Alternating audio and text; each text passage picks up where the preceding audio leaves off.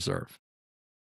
So, speaking on the kind of intersection of paganism and Christianity, you hear a lot of people throw out this term, or let's say just this sentiment, which is that Plato was a proto-Christian. And, we know that in these pagan spheres, Plato isn't always held in high regard, and he's kind of viewed as Hmm. someone who was ultimately responsible for Christianity. And some would even say Christianity was a natural consequence of the Platonic philosophy. So, what would you say to those? And this could be a whole podcast episode Yeah, in and of itself, because we get into the whole, axial age conversation. sure. Yeah, there's a So lot there.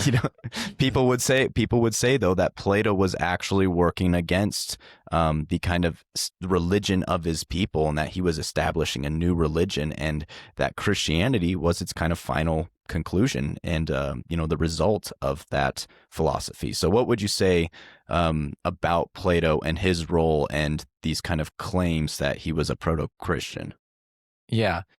I think part of the proto Christian claim is really coming from Christians and not even necessarily pagans. I think some pagans have taken that Christian mentality that Plato is a proto Christian and used it in a negative light. They've kind of twisted it. But Christians often use it in the other way, where they're trying to take it as a positive, where they want to adopt Plato. And you'll see this a lot of times. And Christians will say things like, oh, Plato was a Christian before Christ, or Aristotle was a Christian before Christ. And really, this is just kind of like a retcon. They want to go back and grab Greek philosophy and draw it into their purview, because they realize how absolutely valuable and central it is to the way the West works and the way we understand the world. And it even is, in some sense, the beginning explanatory framework for how they understand their own religion, right? Like they have a lot of the way they think is sometimes thinking in the terms of Greek philosophy. Like you said, they're talking about nous and hypostasis and these other things. And so they've used a lot of Greek philosophy over the years. And so they kind of have to do that, because the problem they run into is that a lot of their religion is based on paganism. And that's one of those things they don't like to admit. They don't like to admit that Aristotle was worshiping the gods. They don't like the fact that Plato was worshiping the gods and was ultimately a pagan. So they have to kind of write this story that they were actually trying to be Christians, and it was just before that time or something like that. Um, and it doesn't help that Nietzsche leaned into a lot of those ideas as well. And in a sense, Plato is the ultimate antagonist of Nietzsche's work, where he's always putting Plato down and opposing Plato and Homer, opposing what he thinks is the traditional worldview to this revolution that Plato's doing. But I think it's really important, and not enough people have talked about this, about the role that Plato plays within antique culture.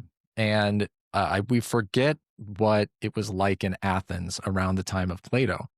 It's easy to think that just because something was 2,500 years ago, that means that was traditional, that the culture that Plato was born into was the traditional Athenian culture, and like in its perfect form. And what he did was alter and change it. Because what was really going on in his time was there were all of these sophists who had set up shop in Athens. And these sophists were actually foreigners. Most of them were not native Athenians.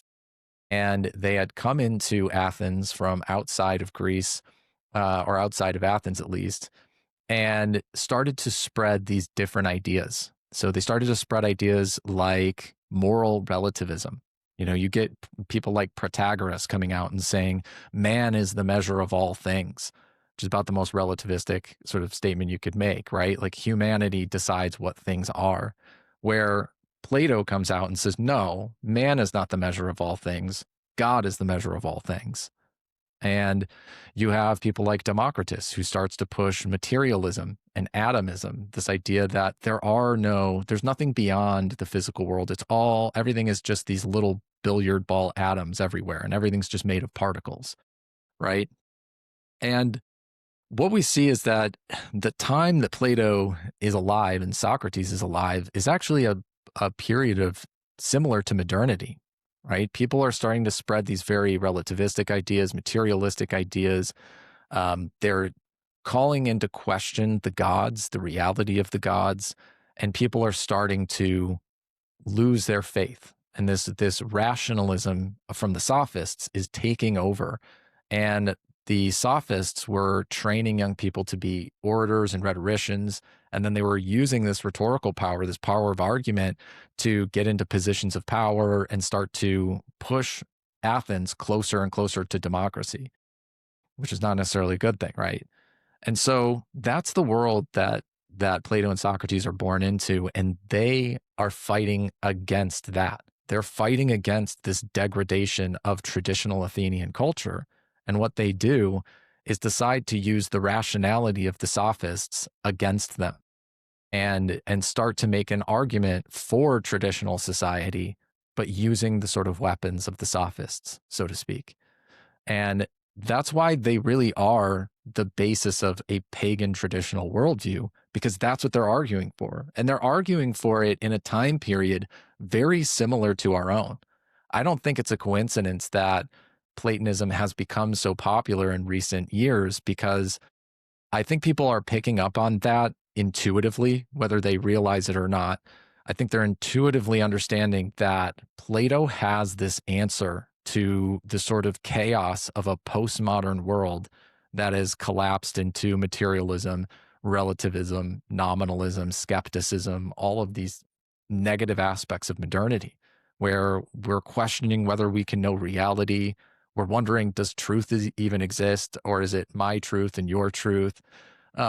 Is there anything as like moral rights and wrongs, or is it all just a wash in utilitarianism or whatever works? Like, we're all asking these questions, and ultimately Plato and Socrates stood up to all of that and made the traditional response to it, and did it in a rational way. They didn't come out and say, I found a book out in the wilderness and it's golden tablets from Zeus that told us to stop doing this.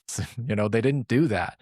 They said, no, let's attack the sophists by using rationality and reason the same way that they're using it against us, but let's use it to make the traditional approach make sense and make that argument. And they did, and they were successful ultimately in doing that. So I think that's a huge reason why Platonism is so important to us today, and why it's the antidote to modernity.